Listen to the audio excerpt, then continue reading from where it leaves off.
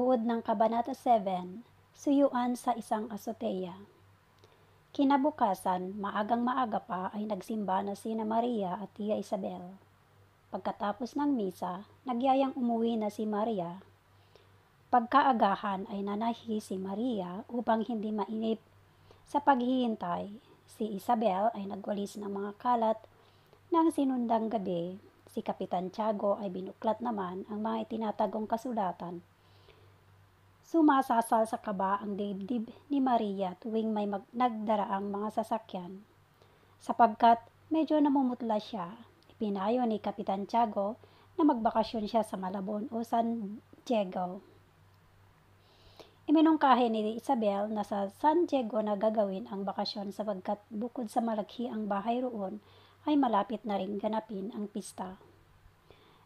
Tinagubilin ni Kapitan Tiago si Maria na sa pagkukuha ng kanyang mga damit ay magpaalam na siya sa mga kaibigan sapagkat hindi na siya babalik sa Beaterio. Nanlamig at biglang nabitawan ni Maria ang tinatahi na may biglang tumigil na sasakyan sa kanilang tapat. Nang maulinigan niya ang boses ni Ibarra, karakang pumasok na sa silid si Maria. Tinulungan siya ni Tia Isabel na mag-ayos ng sarili bago harapin si Ibarra. Pumasok na sa bulwagan ang dalawa, nagtama ang kanilang paningin. Ang pagkakatama ng kanilang paningin ay nagdulot ng kaligayahan sa kanilang puso. Pamaya-maya lumapit sila sa azotea upang iwasan ang alikabok na nililikha ni Isabel. Tinanong si Maria si Ibarra kung hindi siya nalimutan nito sa pangingibang bansa dahil sa maraming magagandang dalaga roon. Sinabi ni Ibarra na siya ay hindi nakakalimot. Katunayan, anya, si Maria ay laging nasa kanyang alaala. Binigyan din pa ni Ibarra ang isinumpa niya sa harap ng bangkay ng ina na wala siyang iibigin at paliligayahin kundi si Maria lamang. Si Maria man, anya, ay hindi nakakalimot kahit na pinayuhan siya ng kanyang padre kumpesor, nalimutan na niya si Ibarra. Binikas pa ni Maria ang kanilang kamusmusan, ang kanilang paglalaro, pagtatampuhan at muling pagbabati at pagkapatawa ni Maria nang tawaging mangmang ng kanyang ina si Ibarra. Dahil dito si Ibarra ay nagtampo kay Maria. Nawala namang ang kanyang tampo nang lagyan ni Maria ang sambong sa lahat sa loob ng kanilang sombrerong upang hindi maitiman. Ang bagay na iyon ay kinagalak ni Ibarra. Kinuha niya sa kanyang kalupi ang isang papel at ipinakita ang ilang tuyong dahon ng sambong na mangingitim na. Pero mabango pa rin. Inilabas naman ni Maria ang isang liham na binigay naman sa kanya ni Ibarra bago tumulak ito patungo sa ibang bansa.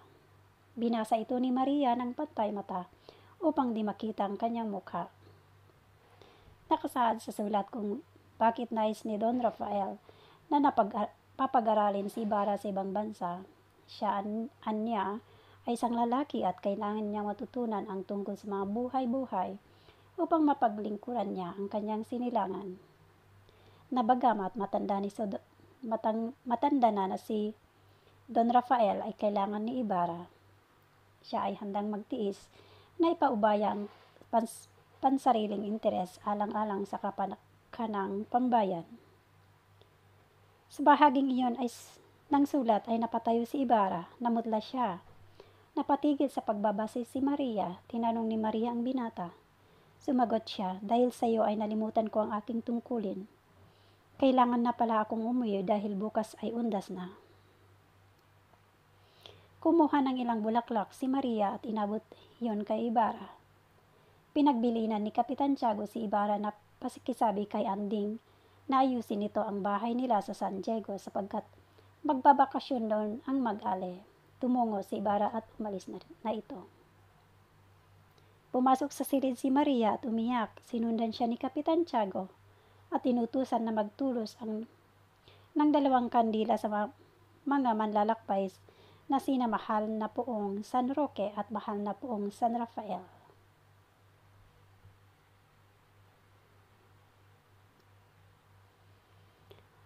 Ang mga key points ng Kabanata 7, pag-uusap sa asoteo. Hindi mapakali si Maria dahil magkikita na sila ni Ibarra. Nag-usap sina Maria Clara at Crisostomo sa azotea at nagpalitan ng mga alaala, dahon ng sambong at ang lumang liham. Madaling nagpaalam si Ibarra dahil siya ay pupunta sa San Diego. Mga pagpapahalagang Pilipino, pagiging sentimental, palabra de honor, pagiging tapat sa pag-ibig.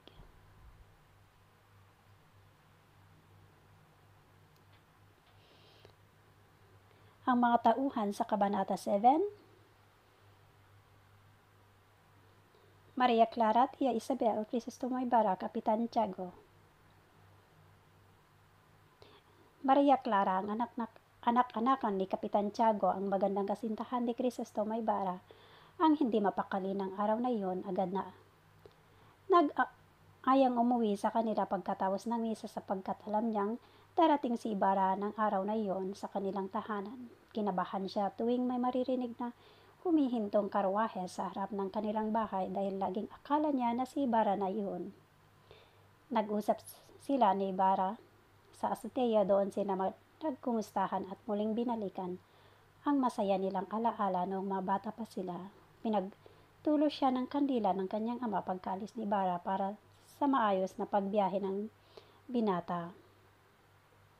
Tia Isabel, ang inahan ni Maria Clara, ang napapangiti tuwing nagkikita niyang patayo-tayo ang kanyang pamangkin tuwing may maririnig na humihintong karawahe sa kalsada sapagkat alam niya kung bakit alumpihit ang dalaga sapagkat darating si Ibarra.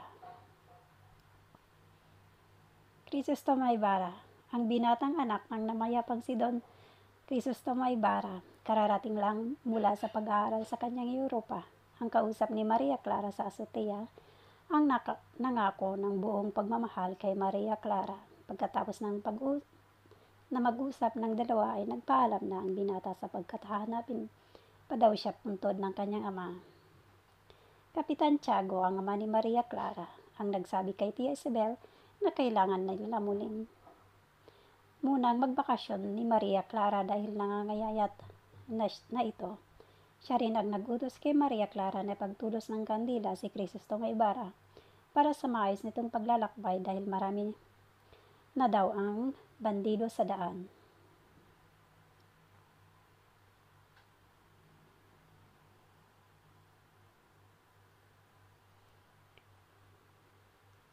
Ito ang aral na natutunan sa kabanatang ito.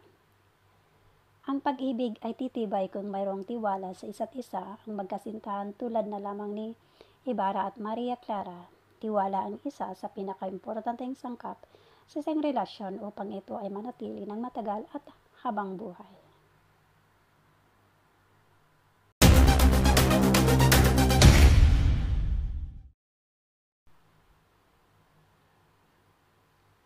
Buod ng Kabanata 8, mga alaala. Ang kalesang sinasakyan ni Ibarra ay masayang bumabagtas sa isang masayang puok sa Maynila. Ang kagandahan ng sinag ng araw ay nakakapagpapawi sa kanyang kahapisang nadarama. Sa pagmamasid niya sa kapaligiran, biglang bumangon sa kanyang nahihimlay na diwa ang isang alaala.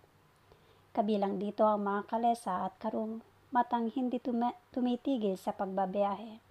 Mga taong may iba't ibang uri ng kasuotan at katulad ng mga Europeo, Inchik, Pilipino, mga babaeng naglalako ng mga bungang kahoy, mga kalalakihan hubad na nagpapasan, mga ponde at restaurant, at pati ang mga karitong hila ng mga makupad na kalabaw. Pati ang bilanggong patay sa ilalim ng kariton at malapit sa dalawang bilanggo rin ay kanyang naalala.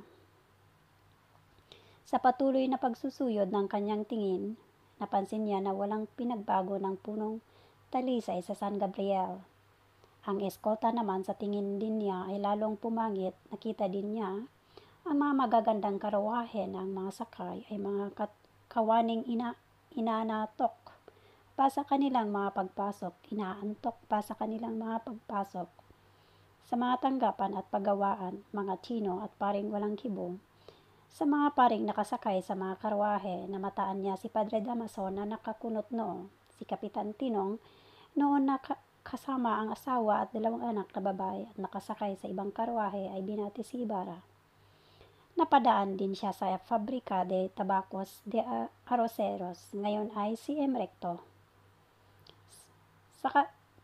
Sa bahaging kinalalagyan ng paggawaan ng tabako, naalala niya na minsan na siyang nahilo dahil sa masamang amoy ng tabako. Nang madaanan siya sa Hardin Botaniko, saglit na napawi ang kanyang mga magagandang gunita, pumasok sa kanyang isip na ang hardin sa Europa ay nakakaakit at nakapag-aanyaya sa mga ito upang iyon ay malasin.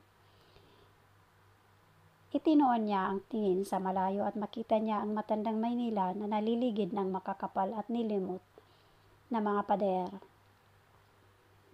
Ang pagkakapatingin niya sa pagumbayan ay nagbabangon sa bilin ng kanyang naging guring pari bago siya tumulak sa ibang bansa. Gurong pari. Ang bilin ng pari ay, ang karunungan ay para sa tao, ngunit ito ay natatamo lamang ng mga may puso lamang. Kailangang pagayamanin ang karunungan upang maisalin ito sa mga susunod na salinlahi, at ang mga dayuhan ay nagpunta sa Pilipinas upang humanap ng ginto, kung kaya't nararapat lamang napuntahan ang lugar ng mga dayuhan upang kunin naman ni Ibarra ang ginto nila.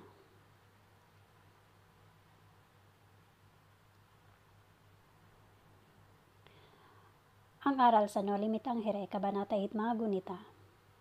Sa bawat lugar o bansa naroroon ang iba't ibang pamumuhay at iba't ibang mga tao. Ang tunay na kayamanan ng isang bansa ay hindi palaging materyal na bagay.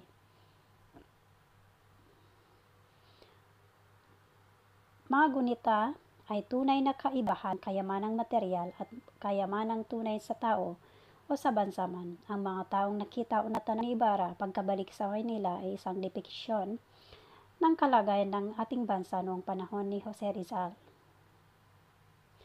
Ito ay napapalibutan ng mga manggagawang naghihirap, mga dayo na iba ang yaman, mga paring bulag sa katotohanan, mga taong gala dulot ng kahirapan.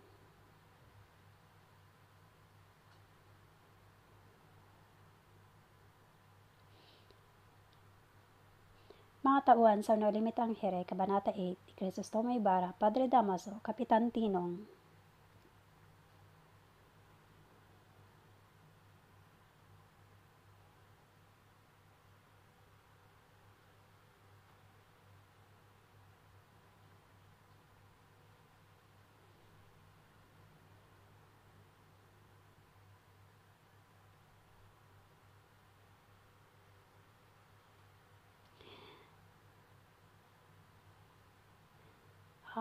Mga tauhan sa Kabanata 8 at ang kanilang mga tungkulin. Crisostomo Ibarra, isang binatang nag-aral sa Europa, nangarap na makapagpatayo na isang paaralan upang matiyak ang maayos at magandang kinabukasan ng mga kabataan ng San Diego.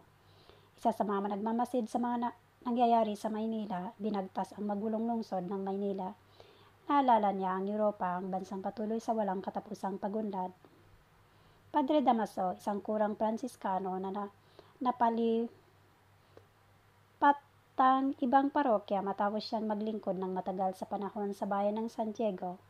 Siya ay luna ng mga magarang karwaheng nagngangalang Victoria. Kapitan Tinong, siya ay naparusahan dahil sa pakikipagkaibigan kay Crisostomo Ibarra, umakyat ng tulay sa Ilog Pasig, na kapag tagpo nila ang karwahe ni Crisostomo kasama ng kanyang pamilya.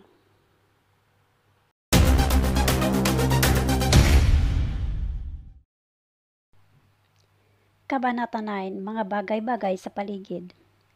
May isang karwaheng nakatigil sa tapat ng bahay ni Kapitan Tiago. Ang nakasakay sa loob nito ay si Tia Isabel at hinihintay na lamang na sumakay si Maria. Tiyempong dumating si Padre Damaso at tinanong ang mag-alay, sinabi nilang kukunin ni Maria ang mga kagamitan nito sa biateryo. Ang ganito ay hindi minabuti ng pare. Bubulong-bulong na nagtuloy siya sa bahay ni Tiago. Ang pagbulong-bulong ng pare ay inaakala ni Isabel na mayroon itong minememoryang sermon. Nahalata kaagad ni Kapitan Tiago ang pagbabagong anyo ng pari nang hindi nito iabot ang kamay nang magtangka siyang magmano rito. Sinabi ng pari na kailangang mag-usap silang sarilinan ni Kapitan Tiago. Pumasok sila sa isang silid at isinarang mabuti ang pinto. Sa kabilang dako, pagkaraang makapagmisa si Padre Sibila, kagad na nagtuloy siya sa kumbento ng mga Dominiko sa Puerta de Isabel de Dos. Dumiretso siya sa isang silid at tumambad sa kanyang paningin ang anyo ng isang matandang paring may sakit.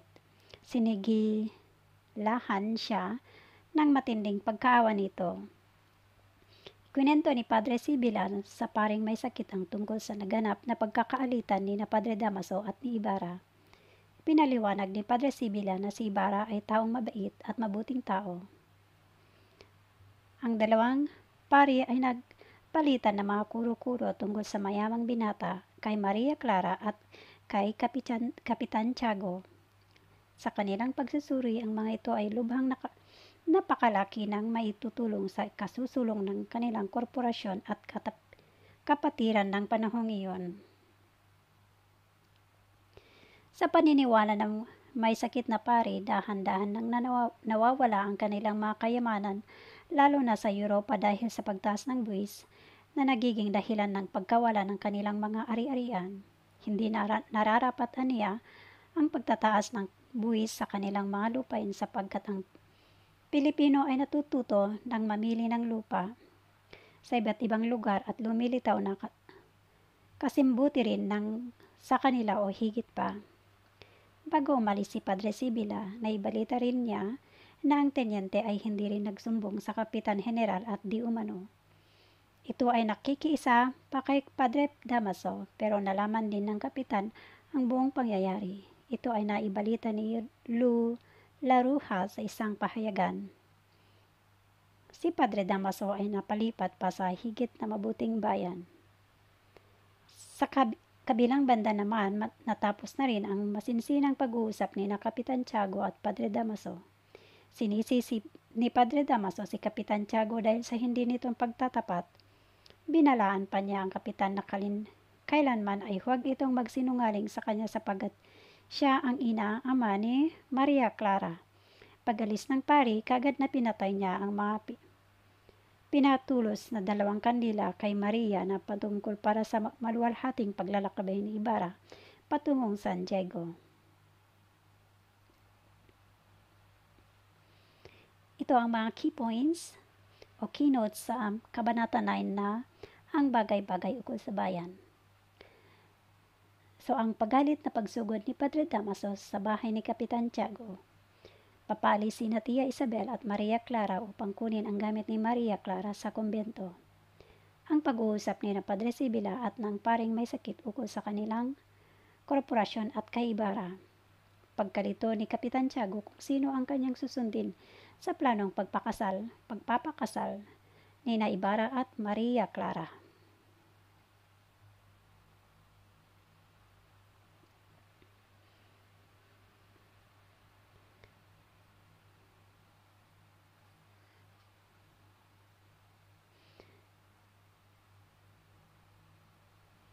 Ito mga bagay-bagay na bayan, mga suliranin tungkol sa bayan ng Naulimitang Here. Ang kabanatang ito ay nakasentro sa pag-uusap ng 2 preleng Dominico ukol at sa kanilang usapan ay waray pinagkumpisal ni Rizal ang 2 prele sa isang mga interes pinansyal sa bayan. Ang ikasyam sa kabanata ng Naulimitang Here ay ang paglalahad ng mga suliranin sa bayan na binabalikat ng mga prele hindi upang magkaroon ng reformasyon sa kapakanan ng mga Pilipino kundi para sa kanilang pansariling interes. Mga aral na maaring mapulot. Pinapakita ni Rizal na sa pamamagitan ng pag-uusap ng 2 pari ang kaisipan ng mga taong mayaman ang kawalan nila ng pangangahas na makipag-alit sa mga makapangyarihang pwersa na mag-aalis sa kanila ng kaligayahan at kayamanan. Ang kasiyahang loob, ang pangunahing dahilan upang ang isang tao ay huwag magreklamo. Subalit sa nobelang ito ay babakahin ni Rizal ang paniniwalang ito. Quote ng Prayle, ang ating kapangyarihan ay matatagal hanggat pinanaligan. Pinakita ni Rizal ang takot ang mga Prayle sa mga taong mayroong malayang isipan na maaaring magbunyag ng mga kahinaan ng mga aral at lihim na kasaysayan ng kolonyal na simbahan. Isang kabalintunaan na ang mismong Nolime Tangere sa pagdating sa Pilipinas ay agarang sinikap na huwag mabasa ng mga Pilipino at hanggang sa panahon ng pag-uusap sa panukalang batas sa pagtuturo ng Rizal noong 1956 ang ginawa ng mag-aalagad ng mga simbahan ay hadlangan ang pagbabasa ng mga kabuuan ng 2 nobela ng mga mag-aaral sa Pilipino.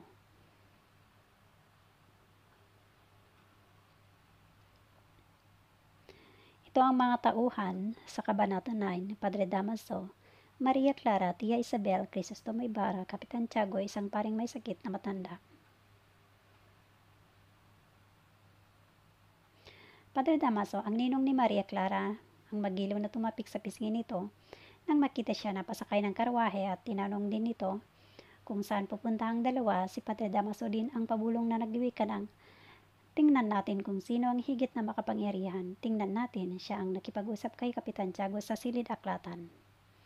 Maria Clara, ang maganda at mahinihing dalaga na kasintahan ni Crisostomo Ibarra. Siya ang nag-aral sa kumbento ng mga padre. Ang nakita ni Padre Damaso kasama ang tiya nitong si Tia Isabel na pasakay ng karwahe na papunta sa Biatro at kukunin ang kanyang mga gamit. Tia Isabel, ang tiya ni Maria Clara na palagi nitong kasama dahil ito na ang tumayong ina sa kanya buhat ng mamayapa ang kanyang ina. Siya ang nagsabing baka lang daw may kinakasing sermon si Padre Damaso dahil ito ay pabulong-bulong. Crisostomo Ibarra ang nanakit kay Padre Damaso na nakasakay sa karwahe. Ito ay patungo kina Kapitan Tiago upang kausapin ang matanda. Kapitan Tiago, ang amamahan ni Maria Clara, siya ay hindi agad na makapagsalita nang makaharap si Padre Damaso. Kinausap siya ng pari sa loob ng silid aklatan. Padre Sibila, ang paring maliit na pinag-iimbestiga ng isang paring may sakit tungkol sa kay Ibarra. Sinabi niyang mali ang sinasabi na si Ibarra ay hindi marangal na tao. Ayon sa kanya, kabaliktaran ang lahat ng iyon. Isang paring may sakit at matanda na siya ang nag-utos kay Padre Sibila na imbestigahan si Crisostomo Ibarra.